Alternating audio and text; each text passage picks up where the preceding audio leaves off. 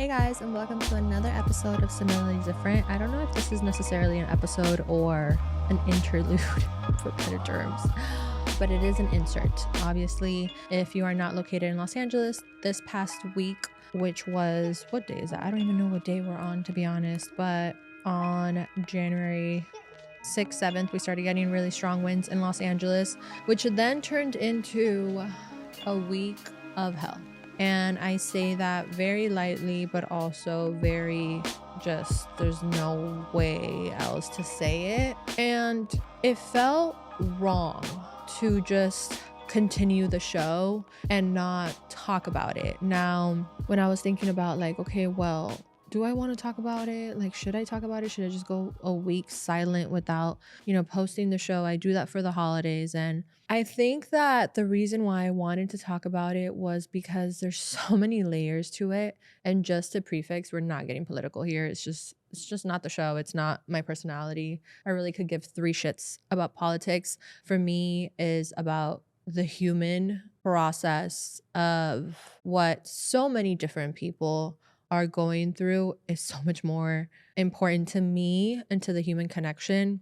So it's what I wanted to talk about. And, like I said, the wind started on Monday. The fire started, I want to say Monday night or Tuesday. I don't even remember. Tuesday morning. Everything, when I tell you, it's like brain fog. I've never been pregnant. I don't know. You've been pregnant, obviously. I don't know if it's like mom fog, if it's similar, but just on the way here, somebody was talking to me and needing all these answers because I started a donation center in Miami to be able to help. And I was like, I need you to give me a second. I don't even know where I'm going. I got off the wrong highway. It's a lot. And I spoke to my friend Dee the other day, and she was just like, at first our conversation, she was trying to be there for me on the phone. And she even said, she was like, yeah, it's kind of like the hurricane. And I was like, no. I grew up in hurricanes, and hurricanes are catastrophic. I can never, and I don't want to compare. That is so not the thing we're doing here. Hurricanes you can somewhat prepare for. Obviously, Katrina, Andrew have taken away such towns and to such immense. But I think that the reason why this was just what in the entire fuck is happening was because there was no way to prep for it. And you go outside and you're like, okay, finally it's gonna get chilly in LA. The winds are coming, it must be a cold front. And then it's so weird to explain. And the layers of trauma that every single person in Los Angeles has experienced, no matter how close they were to it, it's just unimaginable.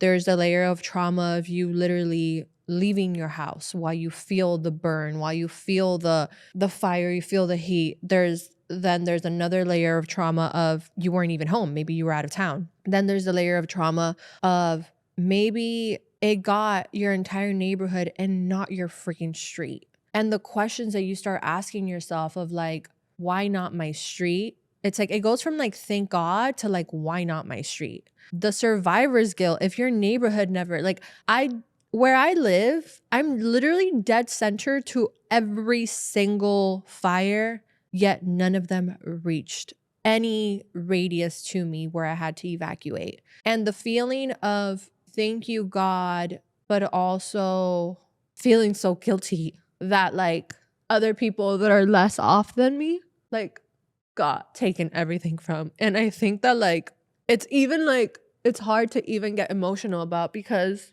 I have my bed, I have my home. And I think that's what clicked in for me the moment I was able to help. I have my bed, I have my home. I experienced, I saw, I went through emotions, I went through anxiety, I went through stress, I went to sleepless nights, but I have my home. And so many people either, I was reading the story of a friend who it was her first time being able, I think she's in her mid 40s, to be able to buy a home for the first time. Her insurance didn't kick in. And just the idea of how do you even process, I did everything by the freaking book, I did everything, I worked hard, and that's it. Or there was this gentleman that he's undocumented and he bought his truck, his blue truck, he said in Spanish, 3 months ago. And the car note is only of 3 months. And, I'm like, damn, because it's a natural disaster, is he still responsible for this car note? yeah, he's still responsible for the debt, you know? Like, I don't really know how that works. And even like having the, I don't want to say an intelligence because I don't want to like offend myself, but not knowing like what happens then. Like, will the government help? Will the government kick in and be like, okay, you know, because of a natural disaster, like you're dismissed? Like, are you dismissed? Like, this world is so greedy.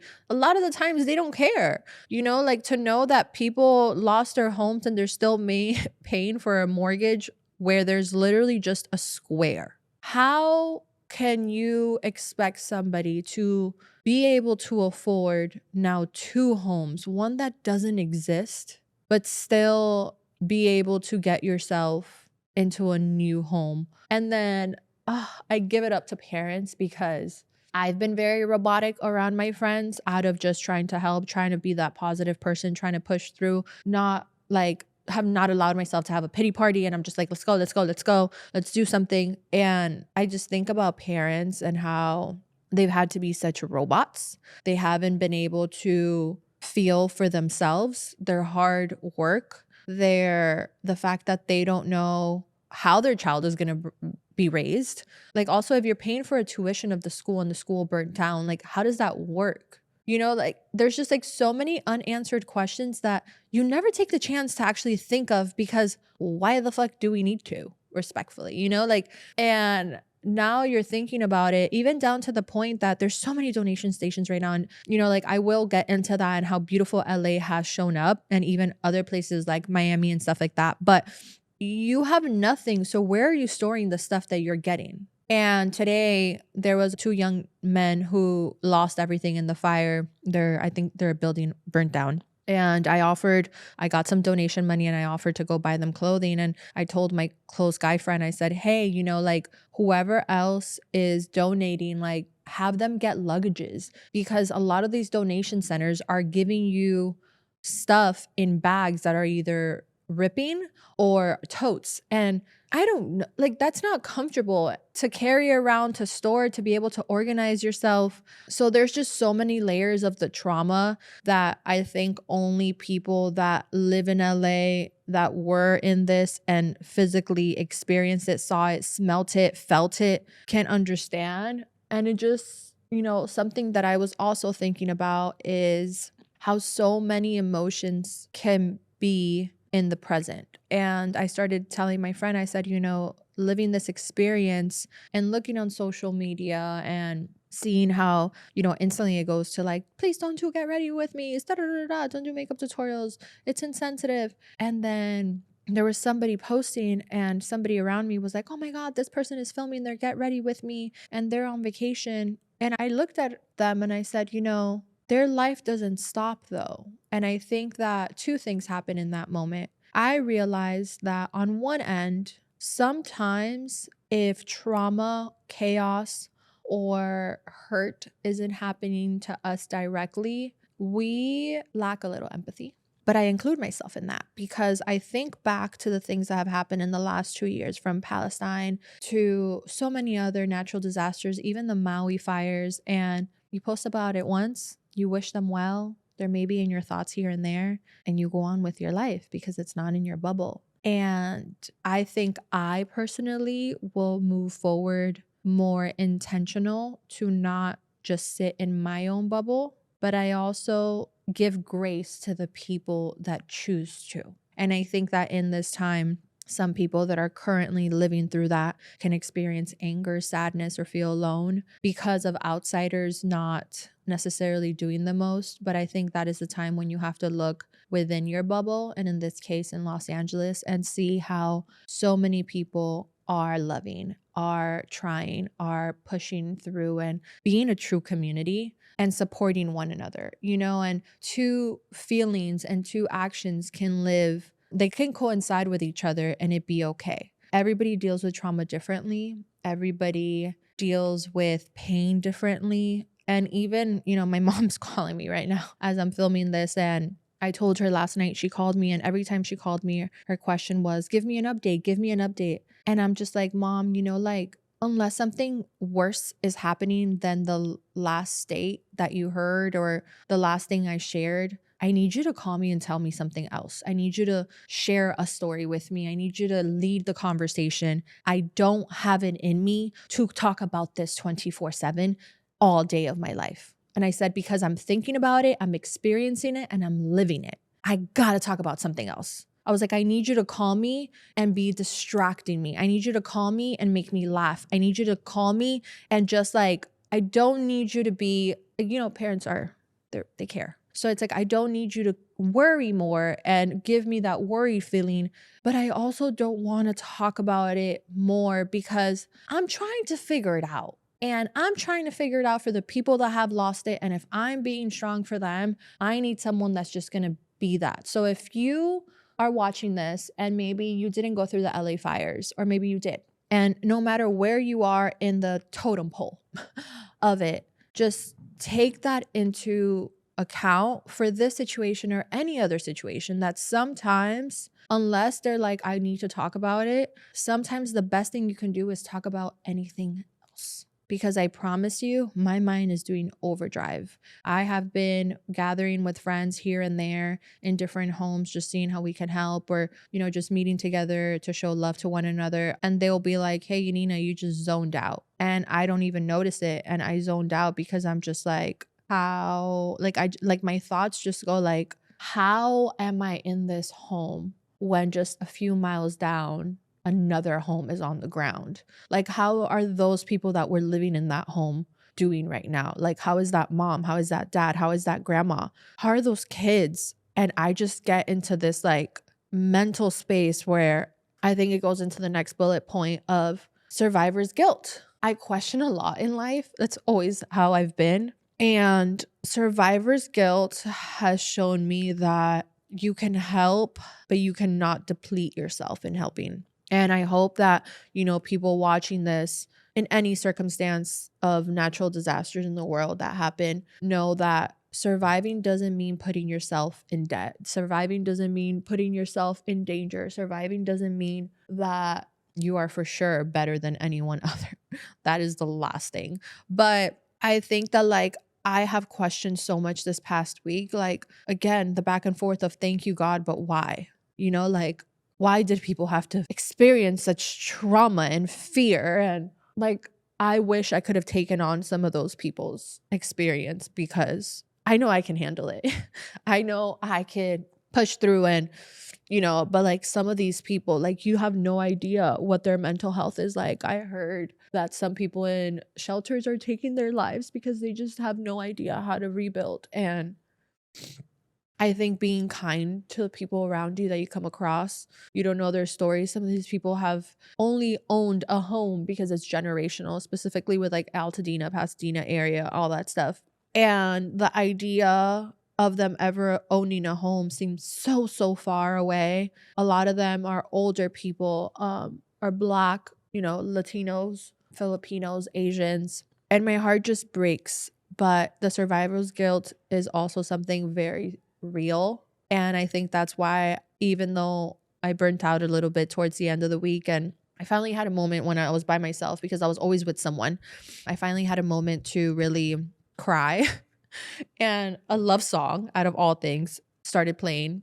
And even though I didn't relate to the love topic, I just was like, I just wish I could give so many of these people love right now. And I think it's just being kind to the people around you. You don't know so many people's stories, seeing how you can help, seeing how you can be a voice of just kindness.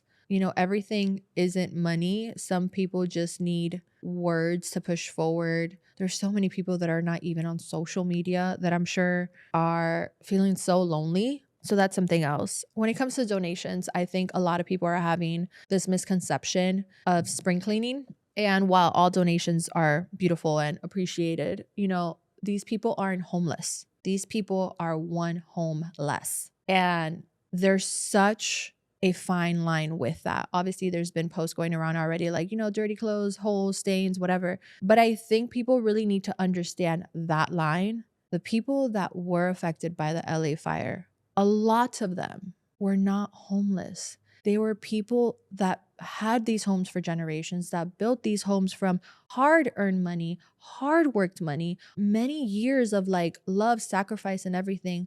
And it was just stripped. And in that, the normalcy of, you know, the Altadena Foundation, of the Altadena girls, that she, for example, is trying to do, is bringing normalcy back to teenagers, to young women who this is what they had in their bathroom. Now, I think the difference is that when you're homeless, you've put yourself in a situation, or you've ended up in a situation, and you're grateful for anything and everything. And while you're still grateful for anything and everything in this time and place for the people that have lost their home, it's different. It's different. It's just like a little bit of common sense of there's a difference. And I think there needs to be so much care and kindness with that. If you wouldn't give that to your brother and sister, what are you doing? And I think also on the way here, I was talking to my friend and I was like, you know, we can donate clothes, we can give shoes, but how do you actually start giving things to people to help them rebuild a home if they don't have anywhere to store it?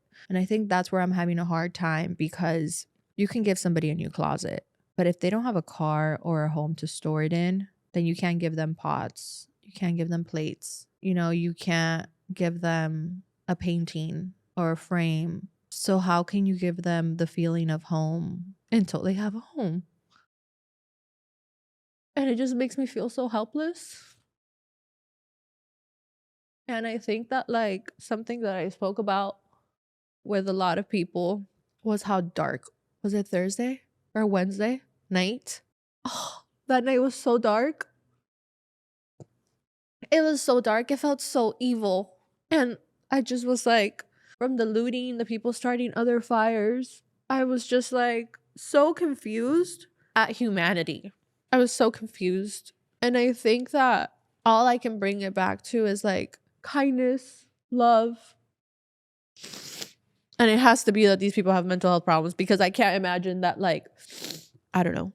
But that night was so dark and everybody just felt it. And then when the Runyon fire started, I was just like, this is it. Like all the fires are going to connect. That's where my mind went. Like I was like, all the fires are going to connect and they're all going to come to the dead center of where I'm at. So many people are passing. I remember when the Palisades even hit Tarzana and Encino, I was like, there's so many homes. There's so many homes. It's just continuing. It's just continuing. One is going to attach to the other. Like your brain just goes there. And then I'm like, but why? Why is this happening? Why? Like, God, I even told somebody, and I don't know if this is too deep for you guys, but I even told somebody, you know, like, why were we supposed to experience a pandemic 4 years ago and this in a matter of 4 years? What is the purpose of it? Like, I even want to ask God, like, is this a part of the Bible replaying itself in a different way? I want to know why certain people had to lose their homes.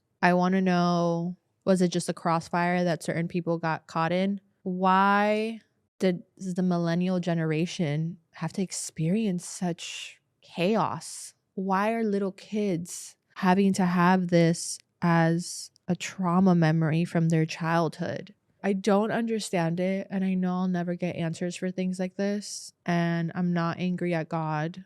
I have questions, and I think so many of us have questions, and I think that the biggest thing I could take away from all this is that we needed love, and in that, Los Angeles has shown to one another so much love and so much brother and sisterhood and community love and seeing each other as equal and wanting to lift the spirit, elevate and lift up anybody that lost it all. Somebody I was helping told me, you know, it's a hard thing when I've worked so hard for everything I've had and for what my child has, and to feel that I'm having to ask for help. And she was like, it's not like I didn't work for it, for everything I just lost in an instant. And I can't imagine how confusing that must be. Again, because there's a difference from homelessness and having your home no longer there.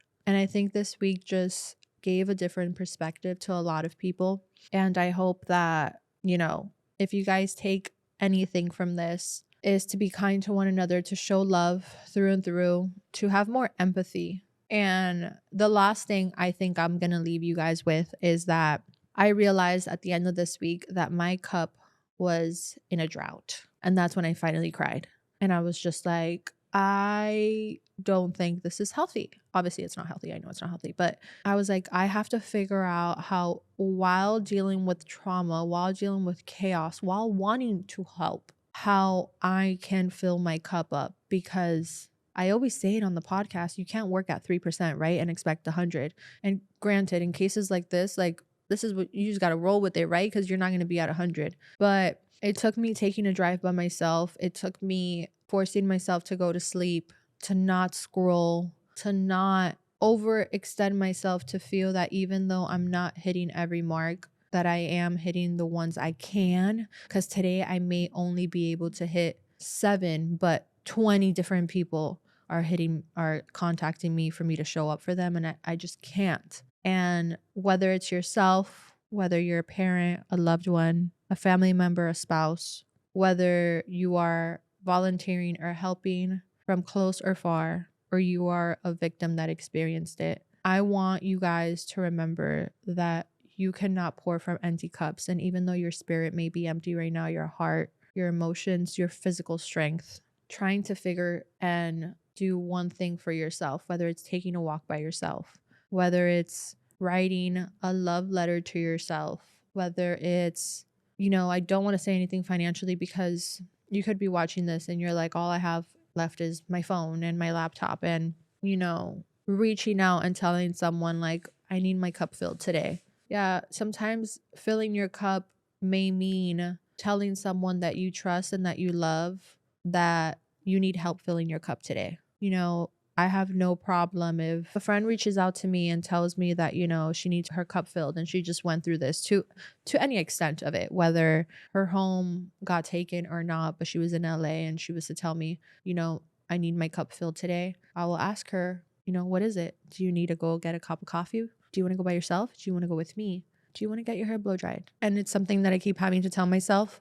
I can't physically give people home. But I guess the biggest thing that I'm taking from this is I want to, at any time that anyone comes across me, be able to give them a feeling of home with the connection and the time they have with me while they try to navigate life. If you or anybody that you know is able to, in any capacity, help, we will make sure to put below in the description all the foundations or organizations or nonprofits that are helping with the LA fires. If you at any capacity can donate or want to specifically donate to a family, please reach out to me or look below and reach out to them. And yeah, it felt wrong doing an episode of just whatever was the next scheduled episode already edited. And when Courtney asked me if I wanted to film an inspirational episode, I was like, I don't know what inspirational thing I got to say because your girl is going through it. But at the end of the day, I wanted to push myself and talk to you guys authentically about my current thoughts.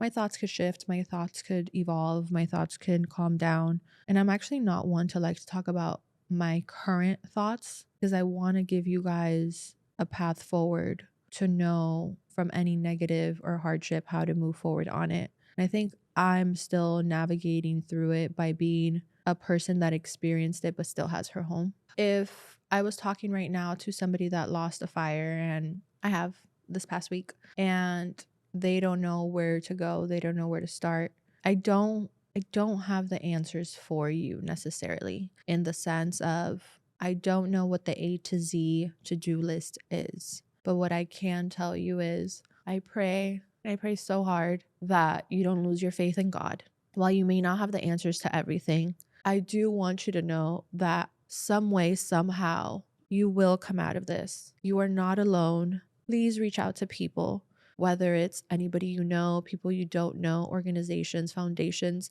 Don't let the little voice in your head of how did I get here stop you from being able to ask for help. I don't know why this happened, and I don't know why you were one of the homes, the neighborhoods that the fire took your place or hurt you to any capacity. But I do want to let you know that people here love you. People here are here to support you. People are here to help you rebuild. And at the end of the day, I don't I don't know. Like I just know in my heart that there's so much love in LA right now going through, and I don't want anybody to feel alone. Whether you are a 53-year-old man that somehow comes across this podcast, or you're a teen girl, or you're a young girl, you're a mom, a single mom, a middle-aged mom, a mom that lived by herself and her kids are outside of the state. I just want to let you know that you will come up from this and you will push through. It will get better. And I hate when people say that, but I understand it. And I don't have the reason or the answer to give you of why this happened. But I do have the answer to tell you that you are loved, you will be supported, and if you ever needed to see if love really exists, just look around. And all I can say is love. Show love, give love, and be kind. You don't always have to respond. Sometimes you just need to listen. And with that, I hope you guys enjoyed this episode. I am so sorry it was so emotional. I promise I tried to contain myself. And I can't wait to see what happens, because from every darkness comes light, right? So